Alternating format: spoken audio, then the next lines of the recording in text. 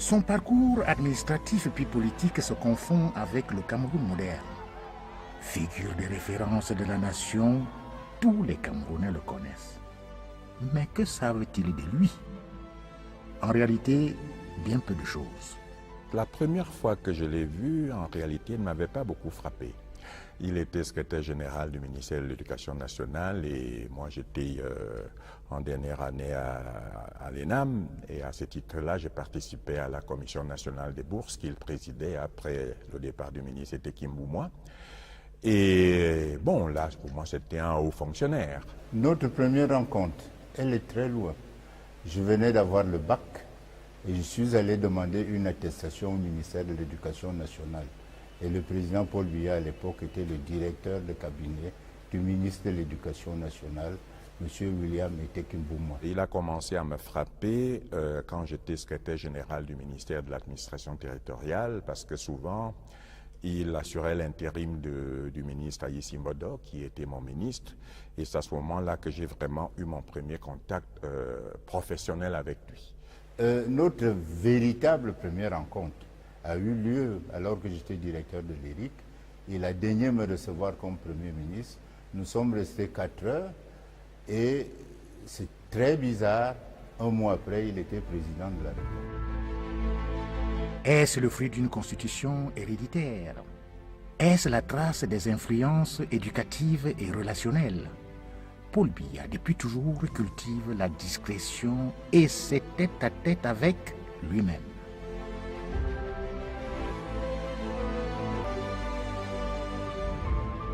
Un art bien singulier qui structure son exercice du pouvoir. Qu'est-ce qui m'a frappé? Il a quand même quelque chose, il est doux. Il parle avec un positivisme sceptique et je crois que c'est ce qui attire.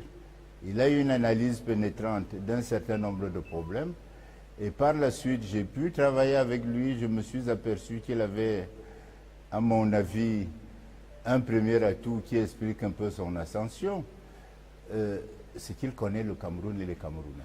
C'est ce qui fait sa force. Et personne ne peut dire effectivement comment il va procéder. Il prend les avis et il s'isole et il prend sa décision. C'est comme ça qu'il a toujours été. Et quand j'ai travaillé avec lui, il arrivait parfois qu'il me dise, écoutez monsieur le ministre, dans votre dossier là, est-ce que vous connaissez vraiment tel? Et alors quand vous allez réellement gratter, et que vous allez vous apercevoir que lui, il connaissait ce dossier et il savait peut-être ce qui était derrière le dossier. Je crois que c'est un premier atout et qui est un premier atout important. Le président Biya réfléchit beaucoup. Il s'isole souvent et prend sa décision. Il a toujours été le même. Il s'isole, il réfléchit et il agit pas au hasard. Il agit ayant déjà balisé là où il va aller. Je crois que c'est ce que je sais de lui. Parce que même camarades et élèves, c'est comme ça qu'il faisait. Il s'isolait. À un moment donné, il s'isole de tout le monde. Il sort de l'ambiance générale, il s'isole et il prend ses décisions. Et je crois qu'il a peut-être un deuxième atout. Il ne se trouble pas très vite. Il est patient. Il sait attendre. Il attend. Bon, parfois, on dit qu'il attend trop, mais il sait attendre et je crois que l'attente est également une qualité qui permet de voir venir, qui permet de mieux saisir tous les aspects du problème pour pouvoir le résoudre. Non, ça n'a jamais été quelqu'un à mon avis, quelqu'un d'éparpillé. Il a toujours été très, très, très sur le but.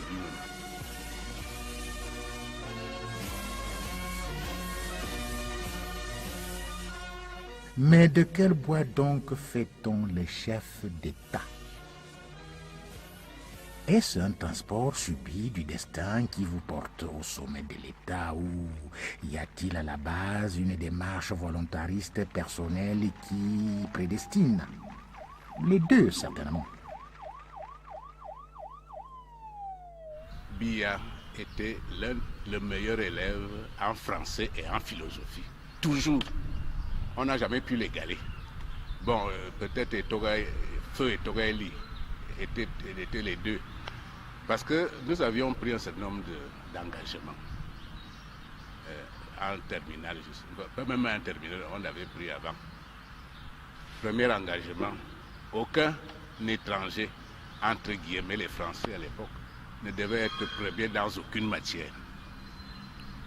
Nous avons réalisé presque cette performance, sauf en sport, notamment la course de 100 mètres et le saut en longueur. Nous avons été battus par le fils de Coron Robert, notre camarade. Il nous a battus. Nous avons décidé entre nous les nègres que personne ne devait être toujours premier dans aucune matière. Là, nous avons complètement échoué. Parce que nous avons eu Raphaël Onambele comme camarade. Il était imbattable en latin et grec. Imbattable. Il y avait en mathématiques Nganso qui nous a rejoint, parce qu'il a fait son premier bac en seconde, il nous a rejoint. Nganso Hakbe Monjenge était en mathématiques. Paul Billet Togal était en français, en philosophie, imbattable. Moi je l'étais en chimie. Voilà ce qu'on... Et puis nous avions également décidé que chacun allait dans son domaine être le meilleur.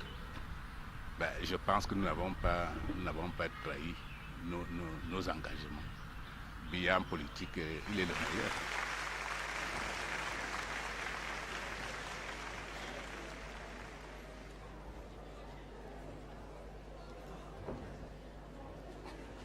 Dès qu'il a été pris à la présidence, je savais qu'il allait avoir un parcours élogieux.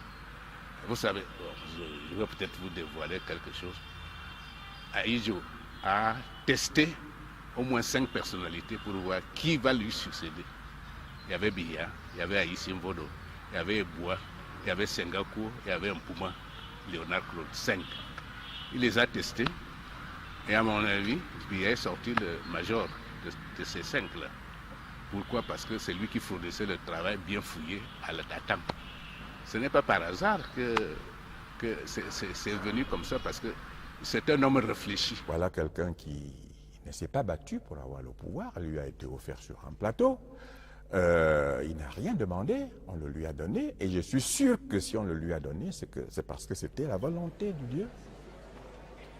Quand il accède au pouvoir en novembre 1982, le Cameroun et le monde assistent à un passage de témoins, mais dans les coulisses, comme dans les discours. C'est le début d'un exercice périlleux.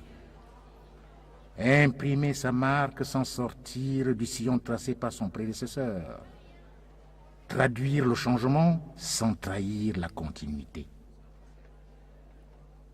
Dans un premier temps, j'ai constaté qu'il avait un grand désir de respecter son prédécesseur, de continuer à faire ce qu'il faisait, bien sûr avec des infléchissements, puisqu'il parlait de l'ouverture démocratique, il avait même une fois dit qu'on devrait laisser revenir les UPCistes qui étaient à l'étranger. Il parlait du rassemblement, de rassembler tous les Camerounais de tous les bords, quel que fût leur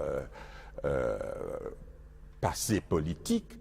La grande et longue œuvre de construction nationale, si bien conçue et si bien menée par son Excellence Amadou Ahidjo, est une œuvre de tous et pour tous. Elle doit demeurer telle. Elle implique, dans les temps durs que nous vivons, à la fois la rigueur dans la gestion, la persévérance dans l'effort. Ça ne pouvait pas être une continuité parce que jusque-là, il avait été numéro 2 et maintenant, il était devenu numéro 1. Donc, quand on est numéro 2, il y a quelqu'un d'autre qui donne l'impulsion et son rôle, c'était d'animer sur la base de l'impulsion donnée par le président de la République. Maintenant, c'est de lui que devait venir l'impulsion. Et je crois qu'il a très vite endossé ce costume-là avec beaucoup d'humilité parce qu'il consultait beaucoup. D'ailleurs, plusieurs personnes estimaient qu'il consultait trop. Il consultait beaucoup ses anciens collègues, les ministres qui avaient été avec lui, des hommes politiques, des hommes d'affaires, il consultait beaucoup. Et ça lui permettait d'avoir une connaissance à peu près objective et sincère de la réalité non seulement sociale, économique, mais aussi de la réalité politique du pays. Les situations révèlent les caractères, les situations de crise encore plus. Moins d'un an après son accession au pouvoir, Paul Biya doit affronter la grogne revancharde d'une partie de la classe politique et de l'armée qui met en péril les institutions de la République et sa vie. Ces tensions vont lui permettre de se révéler comme homme d'État tout en mobilisant la nation autour de lui. Le premier événement marquant, c'est la mutinerie de 1984. C'est un événement qui l'a quelque peu changé. Pourquoi je dis que cet événement est marquant? Parce que il a eu un impact sur le peuple qui s'est dit, mais voilà un jeune homme qui vient d'arriver au pouvoir, qui nous promet la démocratie, qui nous promet les libertés. Et alors qu'il n'a rien fait de mal, il n'a pas demandé à être là, on veut l'assassiner. Cela a suscité dans le peuple beaucoup de sympathie autour de sa personne et même certaines personnes qui hésitaient à le rallier ont décidé de se rassembler à ses côtés. Vous avez entendu ces discours lors du push manqué. Ce n'était pas du discours à la vengeance, c'est toujours rassemblement. Les militaires, nous, on a fait notre travail. Il fallait que nous restions dans notre mission. Beaucoup de gens m'ont demandé pourquoi l'armée n'a pas pris le pouvoir. Deux raisons fondamentales. La première raison, entre le niveau intellectuel des gens qui étaient au gouvernement, le niveau intellectuel des gens qui étaient dans la... C'est le même. Donc, ça se discutait intellectuellement, ce n'est pas. C'est quand il y a un hiatus, le militaire qui est en dessous, il veut compenser son infériorité intellectuelle par les armes. Deuxième problème important, nous étions toujours nationalistes, nous avons toujours été nationalistes. Biya, Semengue et tout ça, nous sommes très nationalistes. Non, nous ne voulions pas que le Cameroun prenne un exemple qui vient d'ailleurs. C'est nous qui devons donner l'exemple. Alors, si nous avions dit que l'armée avait fait un coup d'État en 1984, ça avait pris le pouvoir, nous aurions suivi ce qui se fait ailleurs. Il fallait donc montrer ce qu'il faut faire. Et nous avons laissé le pouvoir à ceux qui étaient là. Toutes ces occasions, dans ces moments difficiles où Paul Biya a failli perdre sa vie, nous avons toujours été ensemble. D'ailleurs, il m'a nommé chef d'état-major des armées, je ne m'y attendais pas du tout. Parce qu'il venait de me punir. J'ai utilisé les forces armées pour empêcher un coup d'état du clan Ahidjo. Mais je n'avais pas reçu d'autorisation formelle. J'ai fait mouvoir un certain nombre de trucs. Mais il n'a pas donné son accord. Donc il devait sanctionner cela. C'est normal. Bon, mais après réflexion, cette indiscipline de Semengue a sauvé le pays. Alors il a sanctionné ça aussi en me nommant chef d'état-major des armées. Cela a suscité dans le peuple beaucoup de sympathie autour de sa personne et même certaines personnes qui hésitaient à le rallier ont décidé de se rassembler à ses côtés.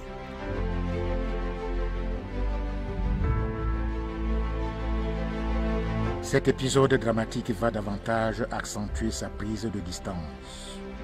Plus que jamais, on sait peu de choses de lui. Comment travaille-t-il? Quelles sont ses religions dans la gestion des affaires publiques? Quelle lame de fond guide son action? C'est quelqu'un qui est extrêmement méticuleux, mais surtout quelqu'un qui aime suivre les dossiers. Et il y a naturellement, quand on est à ce niveau-là, il y a des dossiers stratégiques et des dossiers opérationnels, et on fait le tri entre ce qu'il faut lui montrer et ce qu'il faut régler à son niveau. Et je me suis rendu compte que chaque fois que je lui présentais des problèmes d'ordre stratégique, Il savait accorder à chacun de ces problèmes toute l'attention désirable pour qu'on puisse trouver des solutions. On n'en trouvait pas toujours, parce que tous les problèmes ne sont pas solubles. Mais il faisait de son mieux pour qu'on puisse rechercher des solutions. Comme moi, j'avais avec le président un système de valises. Une valise dont j'ai la clé et le président a la clé, son aide-de-camp a la clé. Les dossiers montaient le matin, il restait rarement 2 jours, il me revenait noté et coté. Dans le traitement de dossiers, j'ai beaucoup admiré son goût pour le détail, pour la minutie. Ensuite, sa détermination à s'assurer que on ne faisait pas du tort, on ne causait pas du tort à un groupe particulier de population. Il fallait que tout le monde fût traité de la même manière. Et il tenait beaucoup à l'objectivité dans le traitement des dossiers. Et il était très exigeant pour ce qui est du respect des délais. Quand il disait « vous m'apportez ceci demain à 15h », il fallait être là à 14h30. Je me souviens aux îles brûlantes de 92. Les solutions parfois proposées étaient brutales, mais le président disait « écoutez, modérez ». Ils vont se fatiguer. Et ils se sont finalement fatigués. Cette qualité est aussi une grande qualité de savoir attendre, de savoir analyser, de voir le côté primordial d'une affaire pour résoudre l'affaire et essayer de la résoudre par ce qui est le plus important. Il sait être modéré quand il le faut, ferme quand il le faut, et il sait toujours donner la bonne réponse aux questions, aux sollicitations auxquelles il est confronté. C'est l'homme le plus informé du Cameroun. Il ne faut pas vous en faire à ce qu'on dit. Les gens disent qu'il n'est pas informé. Il est très informé. D'abord, il a les services spécialisés pour ça. Mais je crois que le président reçoit chaque matin un bulletin d'information avec une copie au secrétaire général où on fait le point sur un certain nombre de problèmes. Mais il n'y a pas que ces sources-là. Il y a des sources personnelles, il y a des gens qui lui envoient des petits papiers, et je peux vous dire que pour être président du Cameroun, vous devez pouvoir lire au moins 200 pages par jour.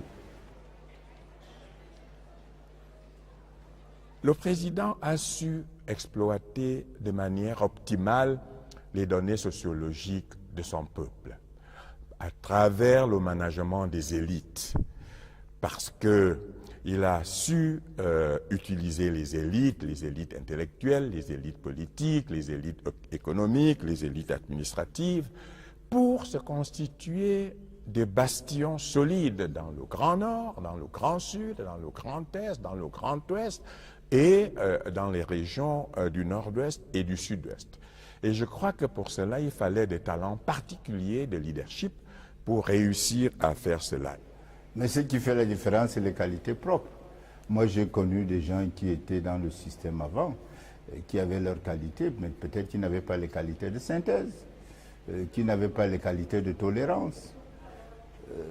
Ces qualités de tolérance finissent par jouer, et qui peut-être n'avaient pas aussi ces qualités d'ouverture, d'accepter qu'il n'y a pas d'ennemis perpétuels en politique, qu'il y a des ennemis qu'on se fait, on peut très bien se mettre d'accord à un moment pour tout à fait autre chose.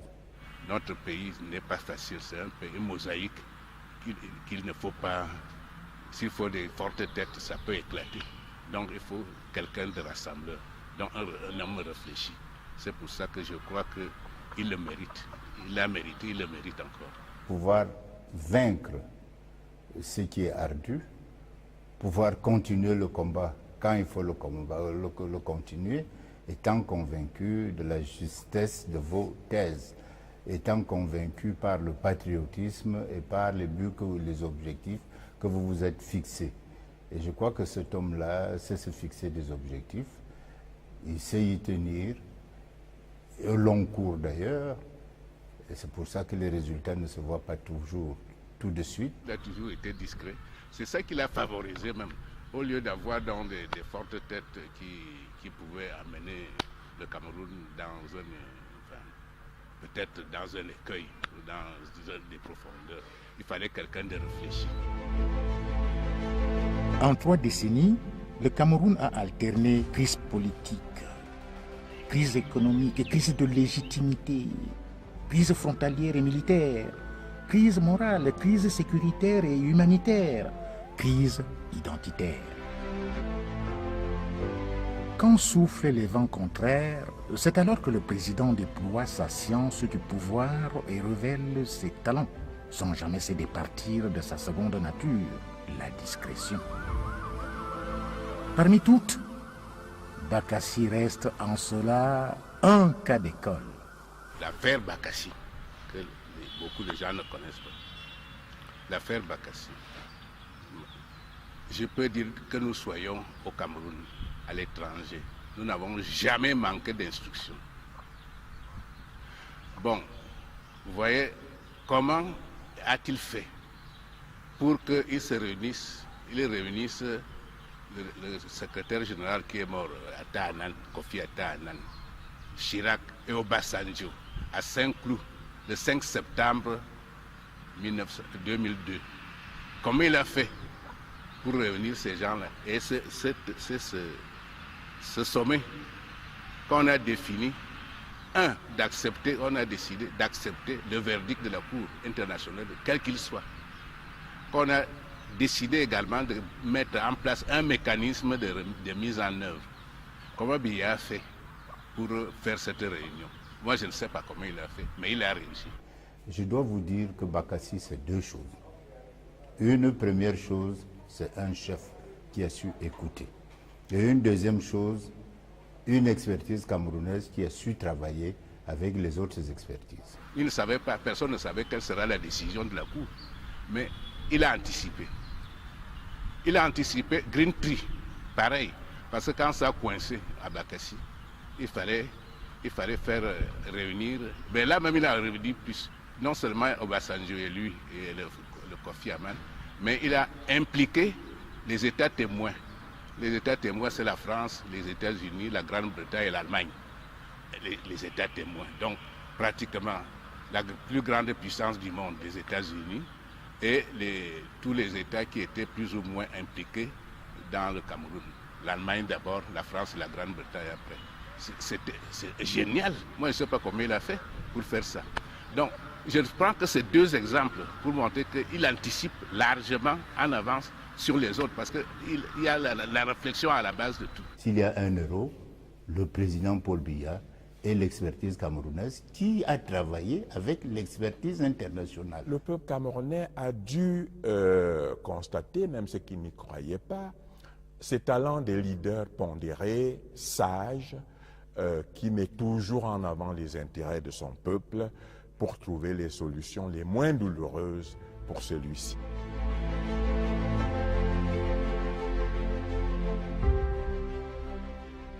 Ne dure pas au pouvoir qui veut, mais dure qui peut. Et il sait de quoi il parle. Le temps et le pouvoir obligent en effet de triompher de l'adversité, de la trahison, de la félonie, de la lassitude, mais aussi des mutations. Cet exercice d'endurance exige des aptitudes qui relèvent d'abord de la génétique, mais pas seulement. C'est formé physiquement. Vous savez, bon, la marche, la bicyclette, c'est son dada. Je pense qu'il a toujours fait la marche et la bicyclette. Donc, il doit avoir peut-être d'autres sports à la maison. Mais je connaissais effectivement très endurant à la marche. Vous avez le communiste de Bolova. Il a marché, ses ministres plus jeunes étaient en train de crier derrière, alors que lui il n'y avait pas de problème. Et effectivement, également, à bicyclette, il faisait chaque jour au moins 60 km de bicyclette. Donc, c'est un endurant, si bien qu'à 85 ans, il est physiquement au point, hein, et intellectuellement toujours capable. Un psaume de Moïse nous dit que nos jours sont de 70 ans et pour les plus vigoureux, 80. Or voilà quelqu'un qui a déjà 85 ans, donc il a même dépassé la moyenne des plus vigoureux. C'est une grâce de Dieu. Il y en a qui disent qu'il est vieux. Mais il est beaucoup moins vieux, réellement que beaucoup de gens qui sont plus jeunes physiquement et qui et ont perdu et la force physique et la force intellectuelle. Mais lui, il les a gardés valablement. Je pense que le problème n'est pas toujours un problème d'âge. C'est un problème d'intellect, un problème de réaction, un problème de se faire entourer. Et je crois que les attelages de jeunes et de vieux peuvent permettre au président d'être toujours à même de diriger le pays et de bien diriger le pays. Moi, je suis un de ceux qui sont convaincus que le pouvoir vient de Dieu. Et quand Dieu vous donne le pouvoir, il vous donne les grâces de l'exercer. Malheureusement, je dois tout de suite préciser que tout comme il nous donne la vie et chacun d'entre nous fait de sa vie ce qu'il veut, quand il donne le pouvoir, la qualité de l'exercice du pouvoir dépend des hommes et des femmes auxquels il l'a conféré. De leurs limites, de leurs talents, de leurs qualités, de leur humilité pour rester à son écoute. Au-delà de l'endurance, c'est de choisir l'originalité des fois. Par exemple, je dois dire, en ce qui concerne l'exécution de l'arrêt, choisir l'exécution par accord entre les partis, c'est quelque chose qui est tout à fait original et qui n'allait pas de soi. Parfois, le pouvoir, comme on dit dans nos langues, monte à la tête et on n'écoute plus. Donc, un chef d'État qui assume en même temps des fonctions exécutives a à rendre compte non seulement à son peuple, mais aussi à celui qui lui a conféré ce pouvoir, c'est-à-dire le Créateur lui-même.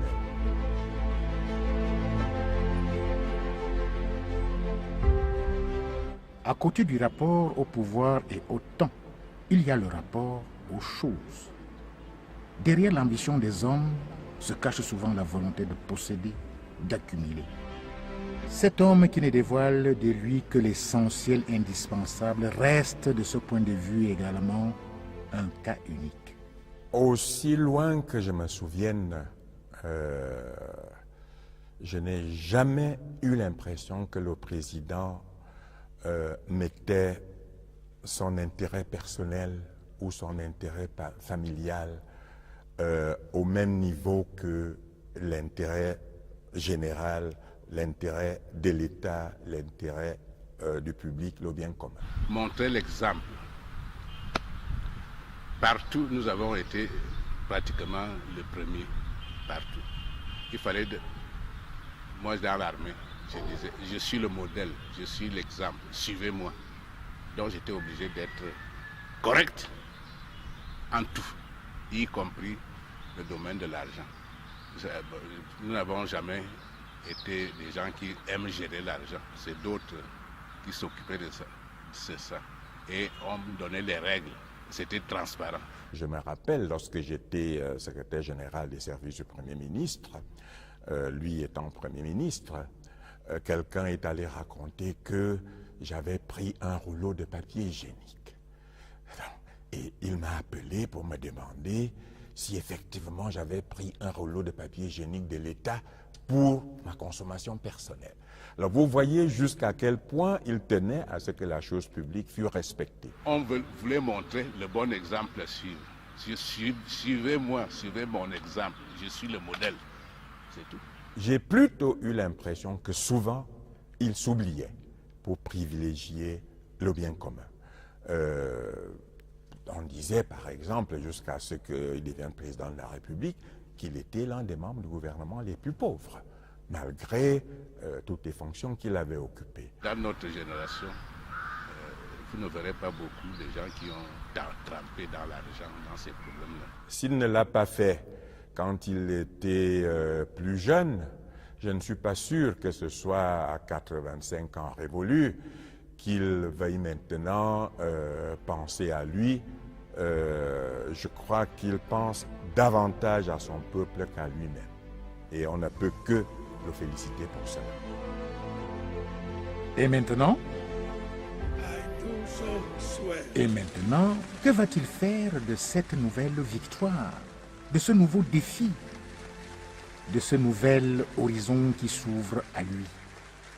De se souvenir ce qu'il a dit aux Camerounais.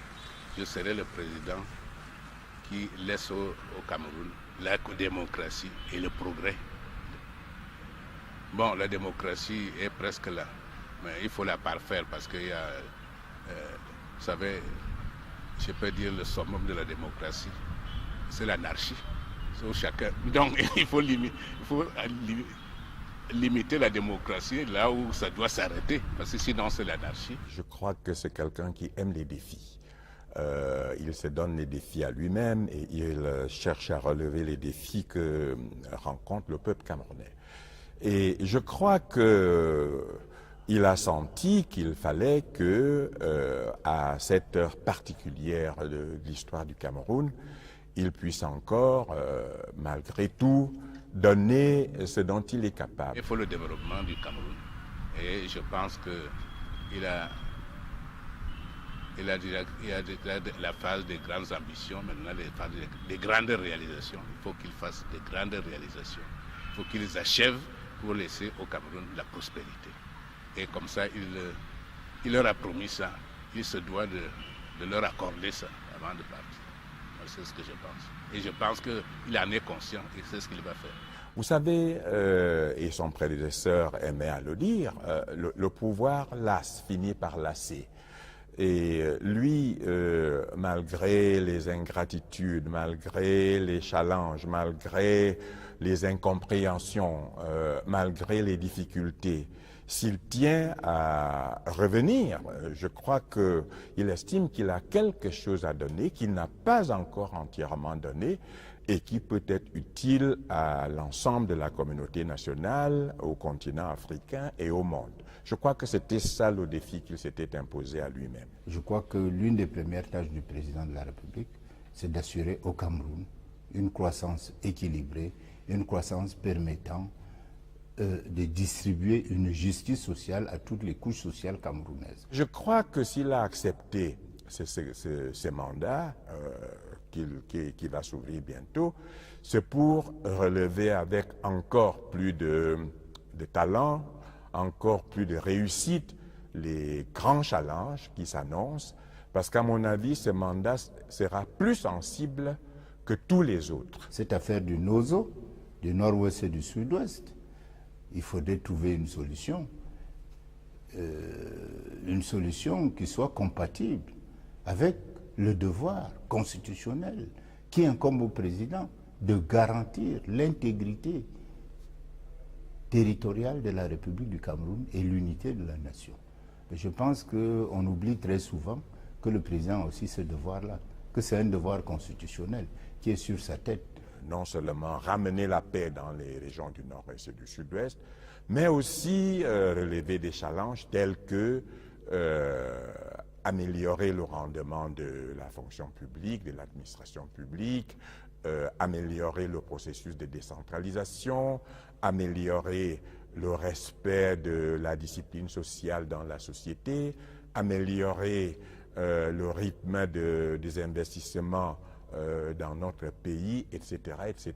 Je crois qu'à lui de trouver des formules qui soient tout à fait originales pour faire que les Camerounais s'assoient, pour faire que les Camerounais discutent, pour faire que les Camerounais comprennent que ce qui est essentiel, c'est le vivre ensemble, et le vivre ensemble paisible, le vivre ensemble dans la construction pacifique d'un Cameroun qui va de l'avant. Cela est assez difficile pour cette nation peau de panthère, qui a 360 dialectes et presque 260 groupes ethniques, mais je crois que cela est faisable et ce sera une tâche encore exaltante, je crois, que le président pourra faire.